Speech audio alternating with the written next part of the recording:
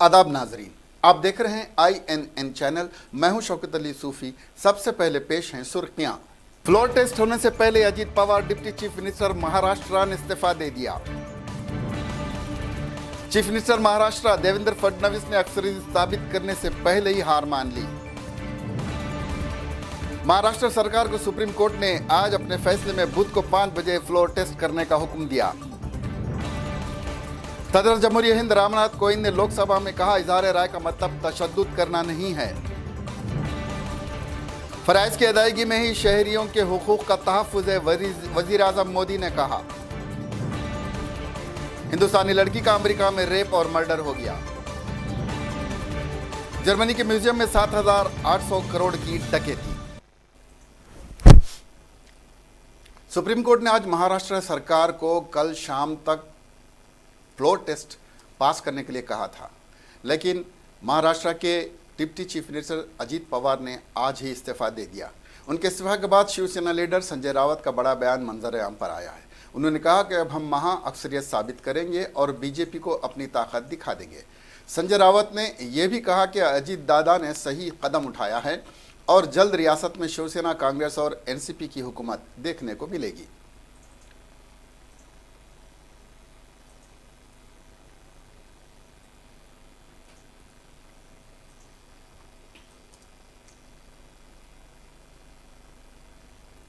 महाराष्ट्र की सियासत में नए नए मोड़ आते जा रहे हैं। अब अजीत पवार के बाद वजीर आला देवेंद्र फडणवीस ने भी इस्तीफा दे दिया है। देवेंद्र फडणवीस ने कहा कि हमारी अक्सरियत नहीं है और मैं गवर्नर को इस्तीफा दे रहा हूं। फडणवीस ने वाजे किया कि अजीत पवार ने कहा है कि सरकार बनाने के लिए हम आपका साथ देंगे ताकि मुस्तकबिल में मुस्तकिल हुकूमत बन सके, लेकिन जब अक्सरियत साबित करने की बात आई तो अजीत ने मुझे मिलकर कहा कि मैं इत्तेहाद जारी नहीं रख सकता और अलग होने की बात कही। उन्होंने कहा कि अब हमारे पास अक्सरियत बिल्कुल नहीं है।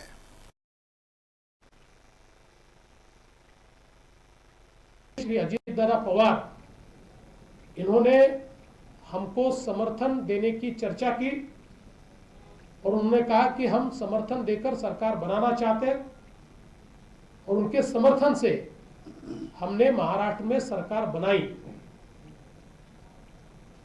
किंतु कल जब माननीय सर्वोच्च न्यायालय के आदेश से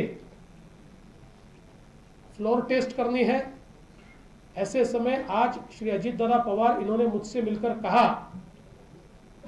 कि वे इस सरकार में बने नहीं रह सकते और उन्होंने हमको इस्तीफा दिया। तो उनके इस्तीफा देने से अब बहुमत के लिए जितने विधायक चाहिए उतने भारतीय जनता पार्टी के पास नहीं है और इसलिए भारतीय जनता पार्टी ने निर्णय लिया कि हम सरकार नहीं बनाएंगे, हम इस्तीफा देंगे। और उस दृष्टि से इस प्रेस कॉन्फ्रेंस के बाद मैं स्वयं माननीय राज्यपाल जी के पास जाने वाला हूं और इस्तीफा देने वाला हूं। मुझे ऐसा लगता है ये सरकार अपने बोझ तले दबेगी, क्योंकि ये 3 पहियों की ऐसी गाड़ी है जिसका कोई भी पहिया एक दिशा में नहीं चल सकता। तीनों पहिए 3 दिशाओं में चलेंगे और महाराष्ट्र जैसा अगड़ा राज्य, इसकी क्या परिस्थिति होगी इसके बारे में मैं कह नहीं सकता। लेकिन हमने भारतीय जनता पार्टी के रूप में तय किया है, हम विपक्ष में बैठेंगे, एक जागरूक विपक्ष का काम हम करेंगे, जनता का आवाज हम बनेंगे। फ्लोर टेस्ट से एक दिन पहले ही देवेंद्र फडणवीस और अजीत पवार ने ओहदे से दिया इस्तीफा। महाराष्ट्र में 1 महीने से भी ज्यादा मुद्दत से चल रहे सियासी ड्रामे के दरमियान सुप्रीम कोर्ट ने आज बीजेपी को जबरदस्त झटका दिया। अपना फैसला सुनाते हुए अदालत उज़्मा ने कि कल यानी बुध के रोज शाम 5 बजे तक फ्लोर टेस्ट हो जाना चाहिए ताकि ये पता चल सके कि देवेंद्र फडणवीस के पास हुकूमत साजी के लिए ज़रूरी नंबर हैं या नहीं। साथ ही अदालत ने हुक्म दिया है कि फ्लोर टेस्ट का बराह रास्त नशरिया हो ताकि किसी भी तरह की पोशीदगी न रहे। अपना हुक्म सुनाते हुए अदालत ने कहा था कि इस तरह का फैसला इसलिए किया जा रहा है ताकि किसी भी तरह की हॉर्स ट्रेडिंग की कोशिश को रोका जाए। सुप्रीम कोर्ट ने आज महाराष्ट्र के ताल्लुक से जो फैसला सुनाया, इसमें 4 बातें बहुत अहम हैं। एक तो एक कि 27 नवंबर की शाम 5 बजे तक फ्लोर टेस्ट कराया जाए, और इसके अलावा ये भी कहा गया कि फ्लोर टेस्ट प्रोटाइम स्पीकर कराएंगे।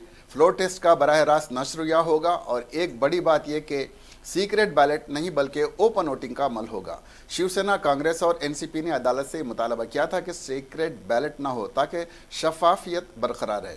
इस तरह देखा जाए तो अपोजिशन के तकरीबन सभी मुतालबात सुप्रीम कोर्ट ने कबूल कर लिए थे।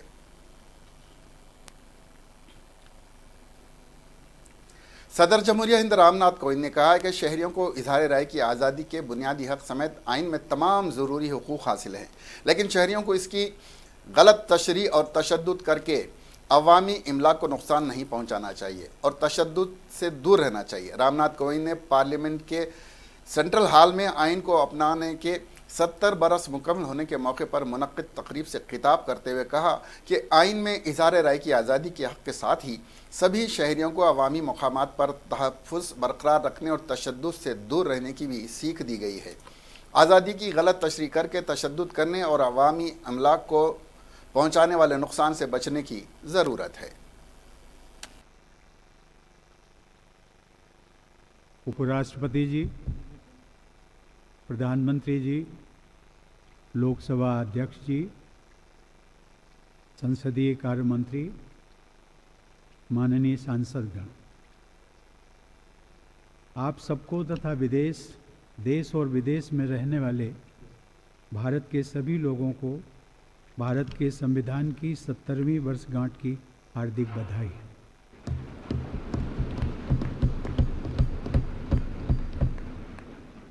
ठीक 70 साल पहले आज ही के दिन इसी सेंट्रल हॉल में संविधान सभा के सदस्यों के माध्यम से हम भारत के लोगों ने संविधान को अंगीकृत, अधिनियमित और आत्मार्पित किया था। सन 2015 में बाबा साहब डॉक्टर भीमराव अंबेडकर के 125वीं जयंती वर्ष के दौरान भारत सरकार ने 26 नवंबर के दिन को प्रतिवर्ष संविधान दिवस के रूप में मनाने का निर्णय लिया। यह हमारे संविधान के प्रमुख शिल्पी के प्रति श्रद्धा व्यक्त करने की दिशा में एक सराहनीय पहल थी। आज पहली बार दोनों सदनों के सदस्यों की भागीदारी के साथ हम सब संविधान दिवस को सेंट्रल हॉल में मना रहे हैं। इस ऐतिहासिक अवसर का साक्षी और प्रतिभागी होना हम सभी के लिए सौभाग्य की बात है। हमारे संविधान निर्माताओं ने अपने ज्ञान, विवेक, दूरदर्शिता और परिश्रम द्वारा एक ऐसा कालजयी और जीवंत दस्तावेज तैयार किया जिसमें हमारे आदर्शों और आकांक्षाओं के साथ साथ हम सभी भारतवासियों का भविष्य भी संरक्षित है। भारत का संविधान विश्व के सबसे बड़े लोकतंत्र का आधार ग्रंथ है। यह हमारे देश की लोकतांत्रिक संरचना का सर्वोच्च कानून है। लोकसभा स्पीकर ओम बिरला ने आज हिंदुस्तानी आइन को मुल्क की तहजीब व सकाफत और आदर्श का अक्कास बताते हुए यूम आइन को बुनियादी फ़राइज़ का त्यौहार के तौर पर मनाने की अपील करते हुए कहा कि इसके बताए रास्ते पर चलकर नए हिंदुस्तान की तामीर की जा सकती है।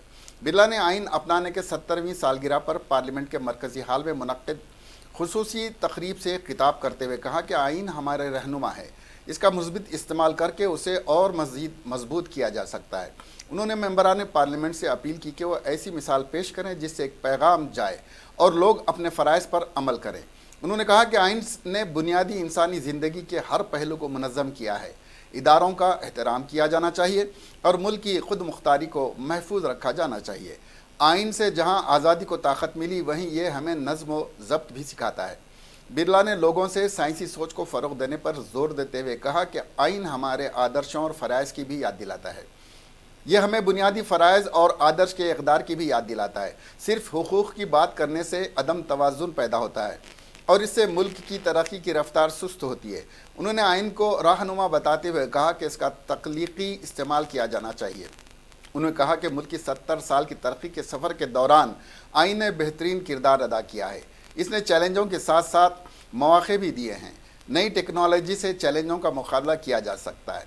बिरला ने बाबा साहब भीमराव अंबेडकर के साथ ही आइन साजों का शुक्र अदा करते हुए कहा कि मुल्क की उम्मीदों के मुताबिक आइन बनाया गया है, इससे मुल्क की सकाफत और तहजीब का इजहार हुआ है। उन्होंने कहा कि 70 साल कबल यानी 26 नवंबर 1949 को मुल्क ने आइन को कबूल किया था, जिसकी खुशगवार यादें आज भी ताज़ा हैं।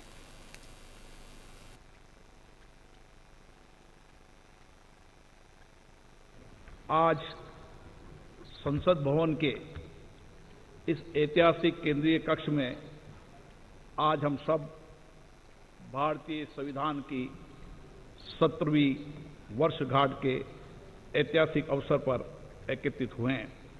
70 वर्ष पूर्व आज के दिन 26 नवंबर 1949 को इसी केंद्रीय कक्ष में भारत के संविधान को अंगीकार किया गया था। आज के दिन एक नया इतिहास रचा गया था, जिसकी मधुर स्मृतियां अब भी हमारे मन में ताज़ा है। आज के पावन अवसर पर मैं भारतीय संविधान को शत नमन करता हूं। मैं नमन करता हूं उन सभी संविधान निर्माताओं का जिनके परिश्रम और अप्रतिम योगदान से हमारा अनूठा संविधान अस्तित्व में आया।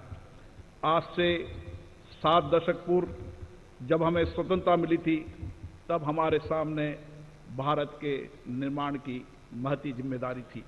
तब उस दायित्व को स्वीकार करते हुए देश की जनता ने भारत की संविधान सभा को महत्वपूर्ण कार्य की जिम्मेदारी दी थी।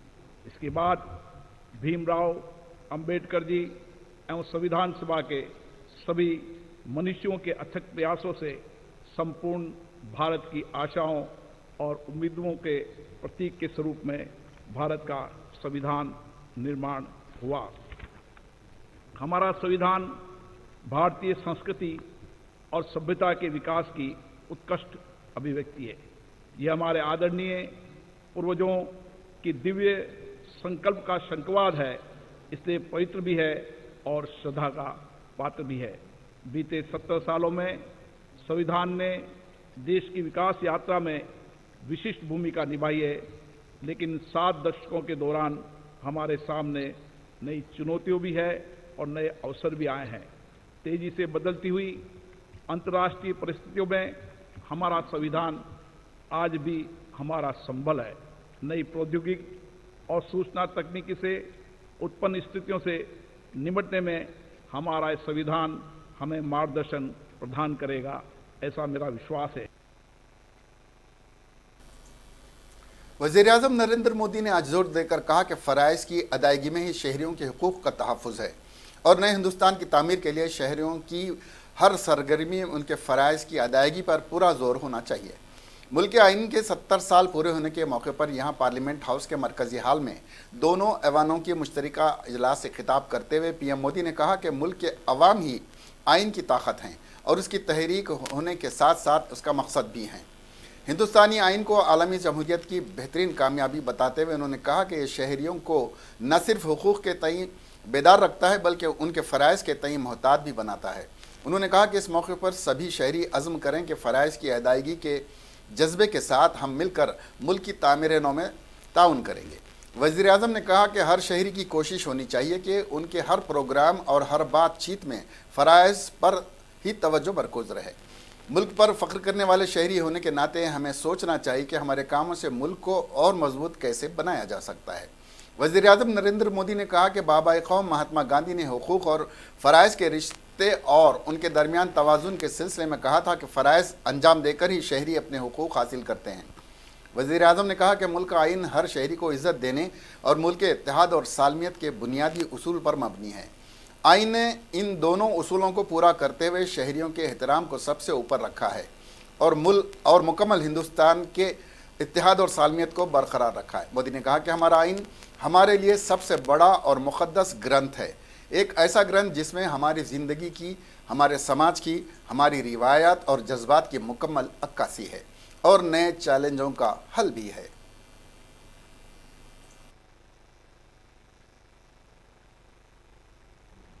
कुछ दिन और कुछ अवसर ऐसे होते हैं जो अतीत के साथ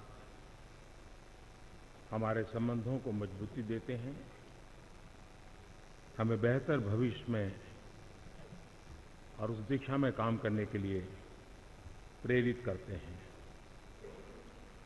आज ये 26 नवंबर का दिवस ऐतिहासिक दिवस है। 70 साल पहले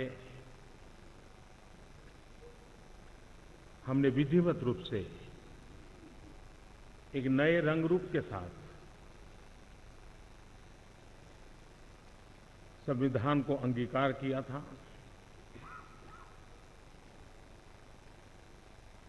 लेकिन साथ साथ आज 26 नवंबर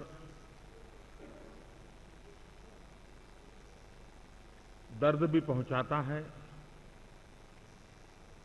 जब भारत की महान उच्च परंपराएं, हजारों साल की सांस्कृतिक विरासत,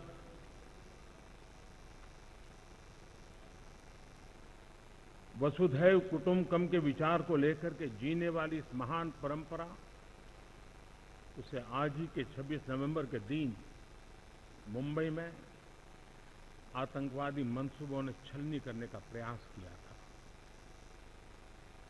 मैं आज उन सभी हुतात्माओं को नमन करता हूं। 7 दशक पहले इसी सेंट्रल हॉल में कितनी ही पवित्र आवाजों की गूंज थी। संविधान के एक एक अनुच्छेद पर बारीकी से गहन चर्चा हुई, तर्क आए, तथ्य आए, विचार आए, आस्था की चर्चा हुई, विश्वास की चर्चा हुई, सपनों की चर्चा हुई, संकल्पों की चर्चा हुई। कांग्रेस समेत कई अपोजिशन पार्टियों ने आज पार्लियामेंट के मरकजी हाल में मुनक्किद यौम आइन की तकरीब का बाइकाट किया। कांग्रेस सदर सोनिया गांधी की क़ियादत में पार्लियामेंट हाउस के अहाते में वाक़ बाबा आइन सास डॉक्टर भीमराव अम्बेडकर के मुजस्समे के पास जमा होकर अपोजिशन पार्टियों के लीडरों ने तकरीब में हिस्सा न लेने का फैसला किया।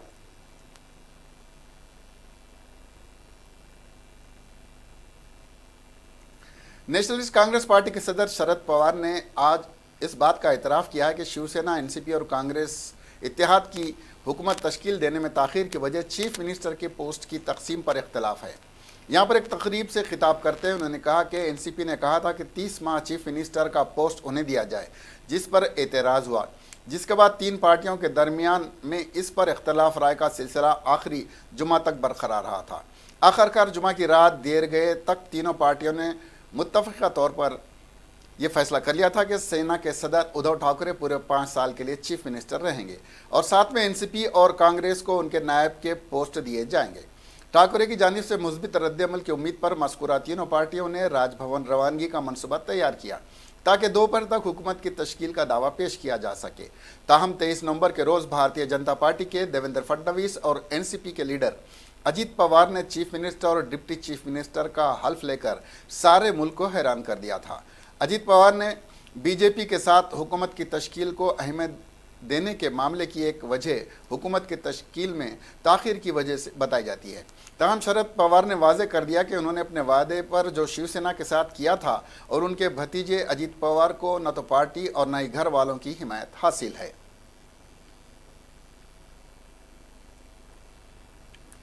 अयोध्या में तनाज़े पर 9 नवंबर को आए सुप्रीम कोर्ट के फैसले को लेकर हर रोज़ कुछ ना कुछ बयान आ रहा है, लेकिन आज दारुल हुकूमत लखनऊ में मुस्लिम फरीक सुन्नी वक्फ बोर्ड सेंट्रल वक्फ बोर्ड की अहम मीटिंग के दौरान 7 में से 6 मेंबरान नज़रसानी पिटीशन के खिलाफ दिखे। ज़राए के मुताबिक मीटिंग शुरू होते ही इसमें पर हंगामा हो गया था। मीटिंग में सभी अरकान के ज़रिए चेयरमैन के फैसले की मुखालिफत की जा रही थी। फिर भी माना जा रहा था कि अयोध्या फैसले पर नज़रसानी अर्जी न दाखिल करने पर इत्तेफाक राय बन सकती थी, लेकिन आखिरकार मस्जिद के लिए दी गई ज़मीन को भी बोर्ड ने कबूल कर लिया है। ज़राए के मुताबिक ये भी कहा जा रहा है कि ज़मीन पर मस्जिद के साथ इस्लामिक यूनिवर्सिटी की भी तामीर की जा सकती है। पता चला है कि 7 में से 6 अरकान ज़फ़र फारूकी की हिमायत में हैं, वहीं एक रुकन चेयरमैन के फैसलों के खिलाफ है। बता दें कि लखनऊ के वक्फ बोर्ड के ऑफिस में हुई इस मीटिंग में बोर्ड के 8 में से 7 रुकन मौजूद थे।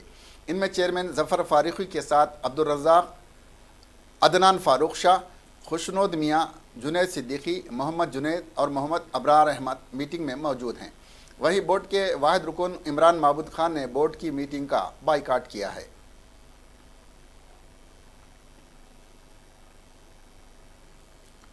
जर्मनी के एक म्यूजियम से दुनिया की सबसे बड़ी डकैती का वाक़या पेश आया है, जिसमें डाकुओं ने 7,800 करोड़ रुपए मालियत के हीरे जवाहरात लेकर फरार हो गए। डकैती का यह वाक़या यूरोप में एक सनसनी पैदा कर रहा है। जर्मनी के मशहूर ड्रेसडन म्यूजियम में पीर की रात डकैती का यह वाक़या पेश आया।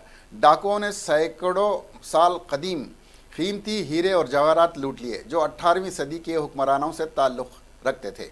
डकैती की इस वारदात की तहकीकात 20 पुलिस और तहकीकाती टीमों के जरिए की जा रही है। मुनज़्ज़म मनसूबे के तहत यह डकैती ड्रेसडन म्यूजियम में ग्रीन वॉलेट की इमारत में हुई। इमारत में इंतहाई सख्त इलेक्ट्रॉनिक सिक्योरिटी सिस्टम मौजूद है। करीब में वाक़ ऑगस्टस ब्रिज के नीचे से म्यूजियम में बरक़ी सरबराह की जाती है। डाकुओं ने पहले ही इसका पता लगा लिया था और उन्होंने पहले पुल के नीचे बरक़ी की सरबराही के निज़ाम को मुनक़ते कर दिया। जब म्यूजियम में बरक़ी की सरबराही बंद हो गई तो इमारत में एक खिड़की को तोड़कर डाकू अंदर दाखिल हुए और कीमती हीरे जवाहरात को लूट कर कार में फरार हो गए। म्यूजियम में चोरी के वाक़े के बाद अलार्म की घंटी बजी। इसके फौरी बाद पुलिस ने म्यूजियम का रास्ता बंद कर दिया, लेकिन तब तक डाकू फरार हो गए थे।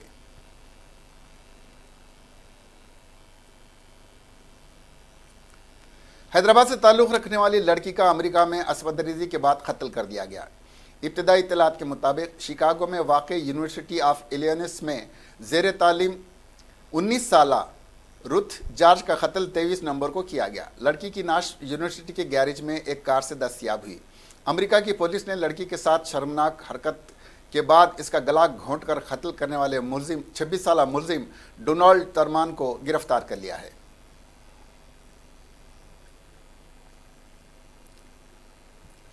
कहा जाता था कि बहरिया ख़वातीन के लिए नहीं बनी है, इसमें जाकर ख़वातीन क्या करेंगी, किस तरह ये अपनी ड्यूटी अंजाम दे। लेकिन आज यही ख़वातीन अपनी हिम्मत से बहरिया में हर रोज़ नई तारीख रकम करती हैं। अब 2 दिसंबर को हिंदुस्तानी बहरिया को पहली खातून पायलट मिलने जा रही है।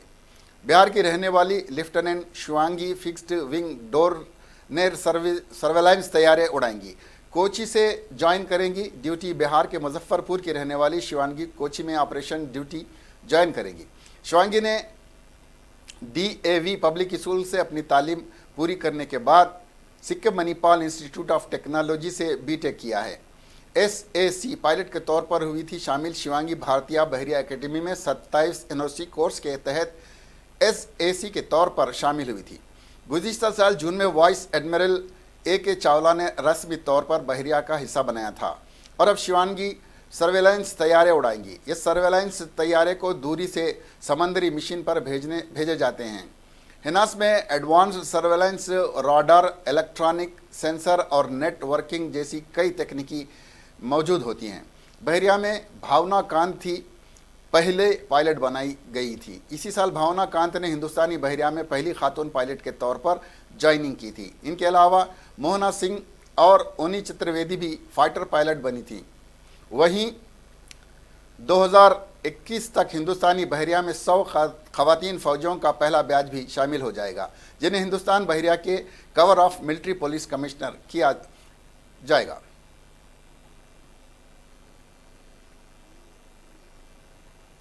महाराष्ट्र के सियासी खेल में गवर्नर भगत सिंह कोश्यारी पर कई लोगों ने उंगलियां उठाई शुरू कर दी हैं। अब तो आइन के कई माहिरीन भी उन्हें कटहरे में खड़ा कर रहे हैं। जनसत्ता में शाये खबर के मुताबिक सुप्रीम कोर्ट के साबिक जज PB सावंत ने 24 अक्टूबर को इलेक्शन के नतायज बरामद होने के बाद से अब तक गवर्नर के किरदार पर सवाल खड़े किए हैं। साबिक जज PB सावंत ने गवर्नर की सरगर्मियों को गैर आइनी और पार्लिमानी जमहूरियत के खिलाफ बताया है। जस्टिस रिटायर्ड BP सावंत का कहना है कि महाराष्ट्र में इस वक्त जो कुछ भी हो रहा है वो बहुत ही गैर आइनी है। वज़ीर आला और नायब वज़ीर आला की तकर्री से लेकर हुकूमत बनाते का सफ़र पूरी तरह गैर आइनी रहा है। यहाँ तक कि जब असम्बली की मुद्दत कार ख़त्म हो गई तब कारगुजार वज़ीर आला की तकर्री भी गैर आइनी थी। उन्होंने कहा कि गवर्नर को इन सभी गैर आइनी अमल का हिस्सा नहीं बनना चाहिए। पहले अराकीन असम्बली को हलफ लेना होता है, इसके बाद ही असम्बली का जन्म होता है और बाद में हुकूमत बनती है।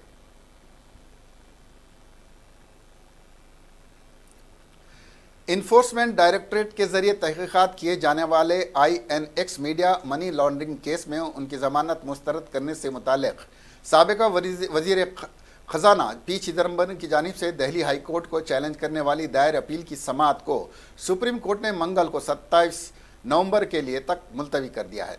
जस्टिस R बोमती की सरबराही में बेंच ने यह मामला कल के लिए मौखर कर दिया, क्योंकि ED की नुमाइंदगी करने वाले सॉलिसिटर जनरल तुषार मेहता एक मुख्तलिफ बेंच के सामने किसी और केस के दलाइल में मसरूफ़ थे। ताहम सीनियर वकील कपिल सिब्बल चिदम्बरम की तरफ से अदालत से दरख्वास्त की कि वो मज़ीद किसी इल्तवा की इजाज़त ना दे, जिसमें कहते हुए कि चिदम्बरम की उम्र 74 साल की हैं और जेल में रहे 90 दिन से ज़्यादा हो गए हैं। हाई कोर्ट ने 15 नवंबर को उनकी ज़मानत की दरख्वास्त मुस्तरद करते हुए मुशाहिदा किया था कि इसके खिलाफ इब्तदाई नौयत के इल्ज़ामात फितरत में संगीन हैं और इस जुर्म में इसने फ़ाल और कलीदी रोल अदा किया था।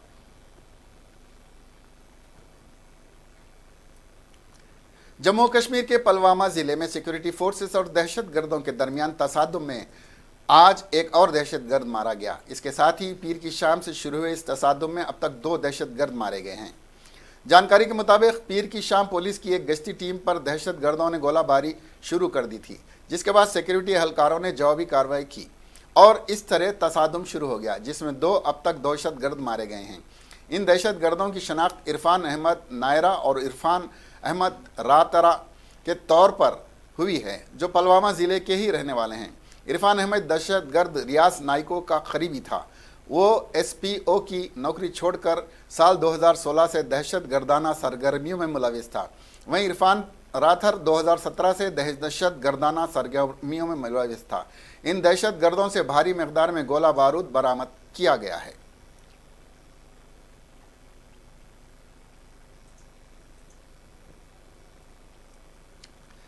गुजरात के शहर वडोदरा में एक हिंदू शख्स ने एक मुसलमान को अपना फ्लैट फरोख्त करने का फैसला बदल दिया, जब इसके कॉम्प्लेक्स में रहने वाले दीगर हिंदुओं ने मुसलमान को फ्लैट फरोख्त करने पर एतराज़ किया था।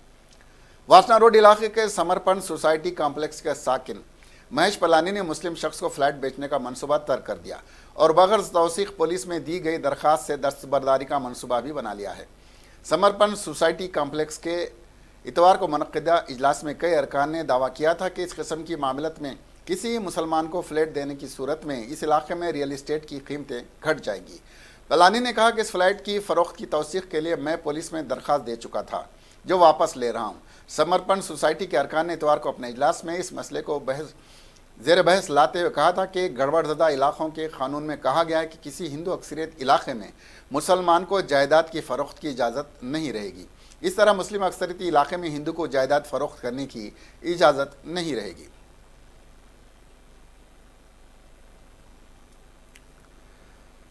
नवंबर सन 2008 को मुल्क की तिजारती मरकज़ मुंबई में किए गए मुनज़्ज़म दहशतगर्दाना हमले को आज 11 साल मुकम्मल हो रहे हैं। इन हमलों के नतीजे में 166 अफराद हलाक हुए, जबकि 300 से ज़्यादा शहरी ज़ख्मी हुए थे। दहशतगर्दी के इस अफसोसनाक वाक़े में हलाक होने वाले अफराद में मुंबई पुलिस के 1 दर्जन से ज़ायद एहलकार भी शामिल थे।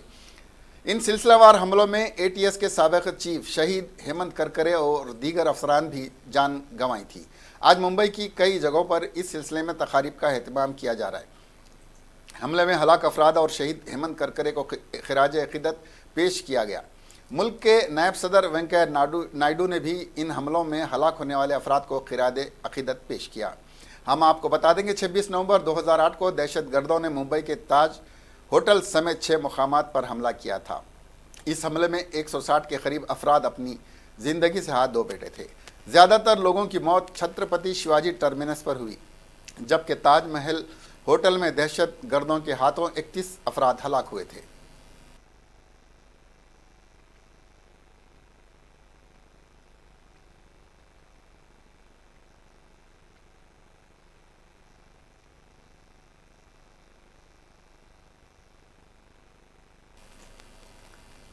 आखिर में सुर्खियां एक बार फिर।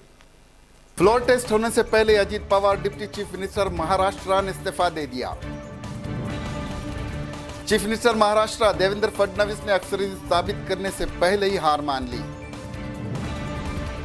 महाराष्ट्र सरकार को सुप्रीम कोर्ट ने आज अपने फैसले में बुध को 5 बजे फ्लोर टेस्ट करने का हुक्म दिया। सदर जमहूरिया हिंद रामनाथ कोविंद ने लोकसभा में कहा, इजहार राय का मतलब तशद्दुद करना नहीं है। फराइज की अदायगी में ही शहरियों के हुकूक का तहफ़्फ़ुज़ है, वज़ीर आज़म मोदी ने कहा। हिंदुस्तानी लड़की का अमेरिका में रेप और मर्डर हो गया। जर्मनी के म्यूजियम में 7,800 करोड़ की डकैती। आज के लिए इतना ही। देखते रहिए INN न्यूज़। खुदा हाफिज।